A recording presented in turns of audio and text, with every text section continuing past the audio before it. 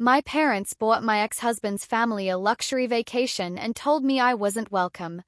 I'm Camila, I'm 32, and I'm a pastry chef who spends 12 hours a day convincing butter to behave, tempering chocolate until it shines like a well-kept secret, and piping little borders of patience around cakes for people celebrating things I'm not always invited to celebrate, which is why when my mother called to say, breezy as a catalogue, that she and my father had gifted a little getaway to my ex-husband's entire family, his parents, his sister, his new fiancé, and yes, him at a resort I have only ever seen from the back door of a delivery van, and then added that I shouldn't come because it might be awkward, I found myself leaning against the walk-in fridge at work, holding a tray of passion fruit tarts like a life raft, trying to keep the cold from turning my face into a crack. I want you to smell my life before the phone call so you understand the punchline. My mornings start in the dark with a mixer that could power a small boat and a playlist my prep cook swears is haunted because the same song shows up no matter what we cue. I weigh flour the way some people pray. I know the exact second sugar becomes caramel by the sound of its enthusiasm. It sighs, then tries to leap out of the pot like a toddler. My parents love to brag about me to strangers at the farmer's market. Our daughter is the one who makes the lemon tart, they say, as if I invented citrus. But they also think restaurant work is pretend until you put executive in front of the title. They loved my ex-husband Matteo because he sells houses and wears shirts that look like decisions. He is a real estate agent with a saintly grin, a man who can make a closet sound like a breathtaking feature and a mortgage feel like a friendship bracelet. My mother says he has presence. I say he has a way of positioning himself near the champagne. Matteo and I were together 6 years, married for 2. We broke for boring reasons that never make it into films. Overtime shaped like a life, 1,000 small later are stacked into a wall. A fight about whether his open houses were performances, they are, he said proudly, and whether I was being too intense about the fact that he flirted for commission and forgot to flip the switch off at home. I learned that you can love a person's laugh and still hate living inside their echo. We split in spring, signed the papers in a municipal building with a line of people paying parking tickets behind us, and hugged like classmates. I cried in the bathroom on the first floor because the soap smelled like elementary school and I needed something innocent to hold. Matteo posted a photo of his keys on a new granite countertop 2 weeks later and captioned it "Fresh Starts," and I muted him and bought a basil plant that I immediately killed. My parents, however, did not mute him. My mother kept sending me screenshots from his reel to Instagram, his doing so well. Like I was an investor in the stock of his life. My father continued to call him for advice on anything with a hinge. When I asked them to stop, they said, "We're just being friendly," which in my family is the polite spelling of "we prefer the son-in-law we thought we had." 2 months after the divorce, they ran into his mother Teresa in the bread aisle and instead of executing a graceful cart pivot they made plans for coffee, which is the origin story of most catastrophes in our family. They told me about it like it was community service. She's lonely, her book club dissolved. I told them I was lonely too. My mother said, "You have your work," as if I could spoon companionship out of pastry cream. The vacation announcement arrived on a Tuesday mid-rush, when the oven throws heat like gossip. "A little getaway," my mother said when I answered and balanced the phone between my shoulder and ear the way pastry chefs balance impossible things. "Where?" I asked, picturing a weekend at my aunt's lake cabin where the door sticks and everyone brings hummus. "Oh, nothing big," she said, "just Tulum." I choked on air. The resort she named is the one with bungalows that look like a brocheur's dreams and breakfast that arrives on a tray that floats in your private plunge pool. I have delivered petit fours to that resort through the service entrance for weddings. I have watched brides pose on steps made for cameras while I held a box of macarons like evidence that love might still be edible. "Who's going?" I asked, ridiculous because I knew. "Teresa and Raphael, of course," my mother sang, "and Sophia and her husband, and Matteo," she paused for effect, "and his fiancée Paloma. She is lovely, such a soft voice, a yoga teacher you will adore." "I won't be there," I said. She made a wounded sound. "Darling, that is exactly what I wanted to talk about. It might be complicated for you. We don't want you to feel uncomfortable." I went very still, like sugar at hard crack. "You bought my ex-husband's family, who are not related to you, a luxury vacation and decided I would be uncomfortable. We're trying to keep everyone close, she said, like a person who hoards cats and calls it rescue. You know we don't do sides. We love you both. My father's voice arrived in the background, pleased to offer support in a sentence. Travel brings people together. Which people? I said, but they were already arranging logistics, flights at dawn because it's cheaper, connecting through Dallas because points, 5 nights because anything more is decadent, which was hilarious given the context. Also, my mother added, the way you add garlic at the wrong time, we thought it better if you didn't come because my existence would interfere with the optics. I said. She sighed. Because it would be painful. I know my mother believes her face is a mirror that must be polished with other people's comfort. But this was different. This was hiring a band to play outside my bedroom and telling me to be happy for the neighbors. I got off the phone by lying. I said the timer beeped, and I hid in the pantry with the flour and had a cry I tried to keep elegant. My sous chef, Danny, found me there and handed me a paper towel and a slice of cooling sponge cake like a communion wafer. Tell me, she said. I told her the headline. She swore in 2 languages. She grew up in Mexico City and studied in Montreal. She is bilingual in outrage. Then she made me sit on an overturned bucket and said, okay. We will not spiral. We will plan. I love chefs for this. We make lists when feelings hunt us. Step 1 was practical. Call my therapist, leave a message that says, my mother booked my ex a honeymoon, please advise. Step 2 was emotional triage. Text my brother Leo, who is technically younger but spiritually older and lives 3 cities away, to say, you won't believe this but you will. He FaceTimed from his kitchen in socks and said the word boundary like a sommelier complimenting a wine.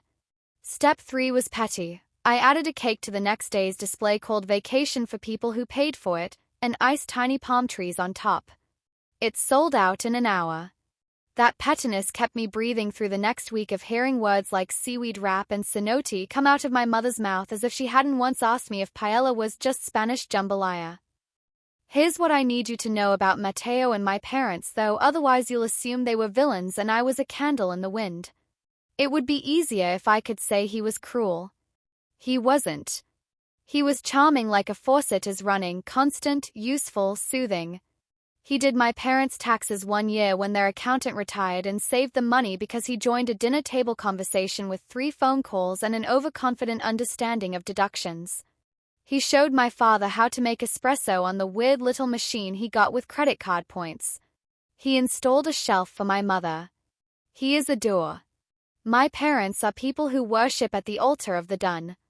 The first year we were married, we moved their sofa and set up their new router, and my father said to my face, God sent him, and I laughed and said, maybe God also sent me his daughter who can assemble furniture with an Allen key, and my father said, yes, but your arms are small, which is how he jokes and also not a joke.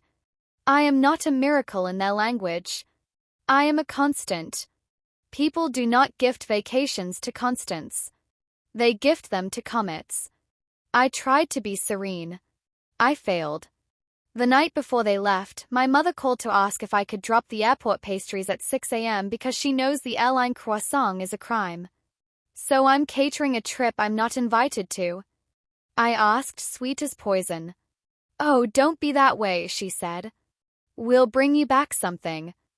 The last time my parents brought me back something from a trip, it was a spoon with a flamingo on it that was also a bottle opener, and I am allergic to kits you cannot eat. I told her I was not available for airport pastry runs. She sighed like I had refused to donate blood. Camila, try to be gracious, she said. We're just keeping the peace. I hung up and wrote on my fridge in dry erase marker, gracious is not the same as grateful. Peace is not the same as silence. When they landed, my phone became a slideshow I didn't ask to see. Palms. Pools.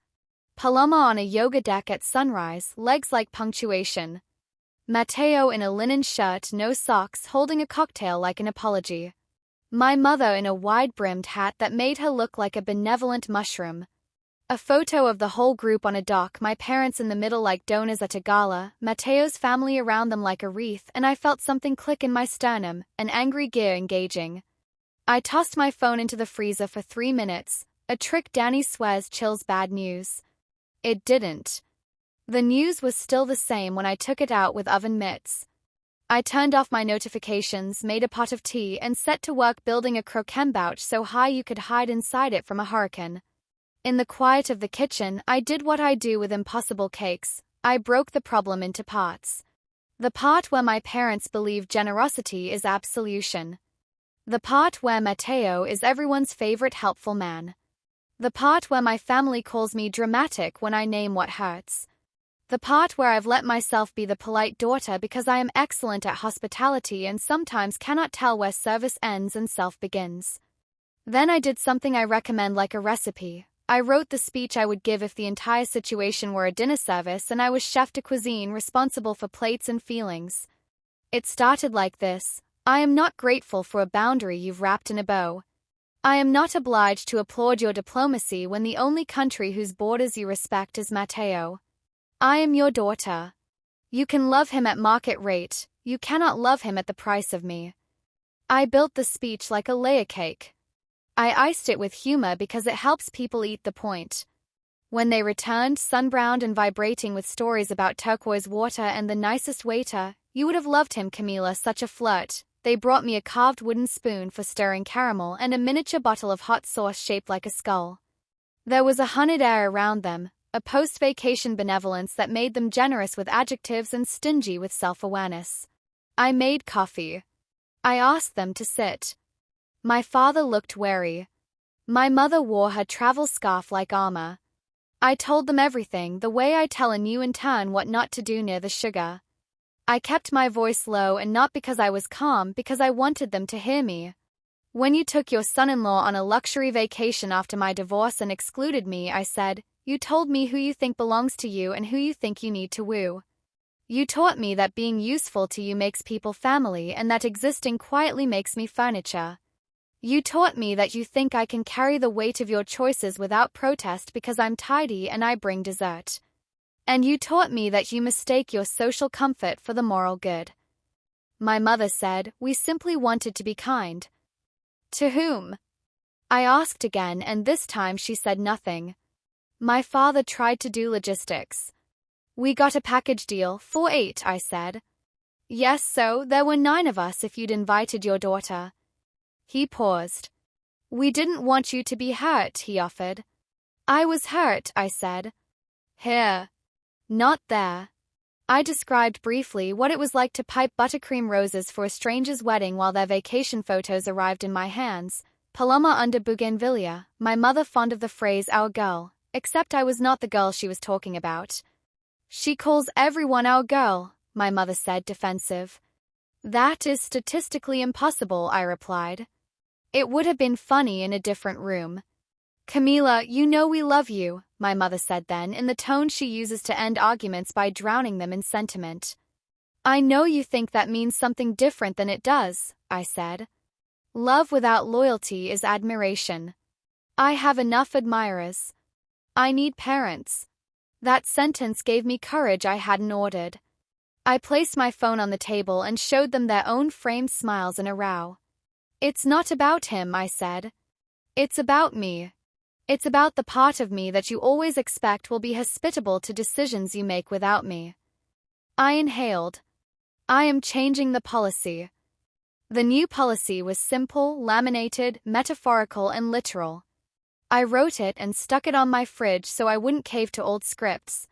It had 4 bullet points. Do not use my name to bless your choices after the fact. Ask first.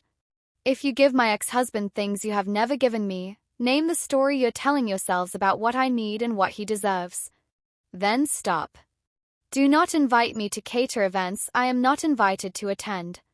If you say we are not choosing sides, understand that choosing neutrality in a divorce is a side, it is the side of comfort. My mother read the paper like it was a menu in a cuisine she did not care to try. You make everything so formal, she said. You make everything so vague, I replied. This is me being clear. My father rubbed his eyebrows, a move he thinks makes him appear deep. So what do you want? A refund? No, I said, startled into laughter. I want repair. Repair, it turns out, is not a task you can outsource. It is boring. It is cumulative. It required my parents to sit with the shape of themselves without Matteo in it like a lighthouse. It required me to stop delivering anger like a plated dessert and start serving boundaries like family meals, consistent, unremarkable, nourishing. For a while they did the thing all people do when confronted with their missteps, they performed remorse with a flourish. My mother tried to buy me things. A toaster that toasts little hearts into bread. A robe made of clouds. I returned the toaster, kept the robe, wore it on Sundays like a treaty. My father texted me photos of minor household disasters he had solved alone, fixed, window latch, as if to prove he could exist without male assistance. I gave him gold star emojis and sometimes also a link to a YouTube tutorial because the man is proud and the world is full of instructions. Here's where the story gets less cinematic and more true. Matteo kept orbiting. My parents see his family at church. Paloma teaches a yoga class my mother accidentally attended and now loves because, she says, breathe like she means it. There were still birthdays where the question of both sets hovered like steam. For those, I made rules you could clean without instruction. 2 parties, 2 cakes, no joint toasts, no photos that feel like a press release. When my mother balked, I offered to demonstrate with flour what separation looks like when you do it right. Egg whites in a bowl, yolks in another, both essential, neither compromised by the other's existence. She didn't want the metaphor. She wanted me to be easier. I cannot be. 2 months later, Matteo came into the bakery. He chose a bear claw and a coffee and said, as if we were old colleagues, "Your parents are angels," which is what everyone calls people who pay for your vacation. I wiped the counter in perfect lines. I said, "They love useful men." He smiled. "And grand gestures. They've always had that in common with you." He shifted. "You're still mad." "I'm occupied," I said. "Mad would need space." He looked at me with that realtor face, the one that makes people believe a balcony could save them. "You know they miss you," he said, implying he is the courier for that message, as if they are fragile and I am their post office. I said, "They miss the version of me who could be replaced with a line item." He looked wounded and handsome. I sold him a croissant that was definitely yesterday's. The first time my parents tried to demonstrate repair without performance was small. They asked me to come over for dinner, and when I said I had a late shift, my mother texted, "Then we'll eat late," which is the opposite of how my childhood worked. I arrived after 9 to spaghetti and silence and no forced questions about my love life. My father did not mention Matteo's name. My mother said, "I told Paloma I couldn't make it to class Thursday, we have plans," like she was turning a wheel back toward our street. I helped wash dishes and we stood at the sink like we had in old patterns, but I felt new in the quiet, not a fixture, not a cue, not a part of someone else's itinerary. When I left, my mother pressed an envelope into my hand and said, "Don't get mad," which is always the preface to an idiotic idea, so I laughed and didn't take it. "It's a gift certificate to that pottery studio you always wanted," she said. "From us. Not a vacation. Not a replacement. Just a thing for your hands." I took it because sometimes grace deserves acceptance more than critique. If you're waiting for me to book my own luxury trip out of spite, I didn't. I bought lemons and made a pie the size of a hat. I walked to the pier and watched ordinary water look expensive in sunlight. I texted Danny a picture of the slice and she wrote back, "You are the resort." I rolled my eyes and also saved it as a note, because sometimes you need a ridiculous sentence to keep you from crawling back into your old palatable shape. Nor, my cousin who is so blunt she could puncture a tire with a compliment, asked me at a family barbecue, "Do you forgive them?" I told her I've stopped understanding that word like a switch. "I am building something instead," I said. "It looks like this. I go to their house and we eat popcorn and watch the stupid baking show where everyone cries over a fallen souffle. If they bring up Matteo in a way that borrows my ears for free, I take my ears back. If they ask to see the photos from my new menu, I show them, and if they say you really should charge more, I say I will, and I believe them. It's not a bow. It's a door we all knock on now. Here's the closest I've gotten to a bow. On my mother's birthday, I booked us a tour at the hotel where she'd sent my ex to rest his heart on a cabana. Not for rooms. For the kitchen. I called in a favor with a chef I know and I took her through the service corridors. I showed her the pastry station at 4 p.m., when Ganek is silk and the pastry chef's ankle is taped and there are hands everywhere, smart, fast, precise. I showed her where the wedding cakes wait in their wheelable fridges like debutantes. I showed her the ledger where the pastry team tracks substitutions and celiac guests and room service notes like poems, honeymooners need extra strawberries. She looked up at me under her travel hat, she wears it even when we are not traveling, it improves her mood, and said, "This is beautiful," and I realized what I had brought her to see, that I built my life. That it is also a resort, not with plunge pools but with deep bowls and heat and a rhythm that lets me belong to myself even when other people are booking vacations with my name as the not invite. On the way out, she stopped at a display of petit fours, little squares with glossy tops you can see your face in, and said, "Which one is yours?" "All of them," I said, and we laughed like we were both relieved to find that we could. The last thing I will tell you is small and true. Last Sunday my parents came to brunch at my apartment for the first time in months. I made ricotta pancakes and macerated strawberries because I am a cliché with knives. We ate at the little table by the window that looks out onto a surprising cherry tree.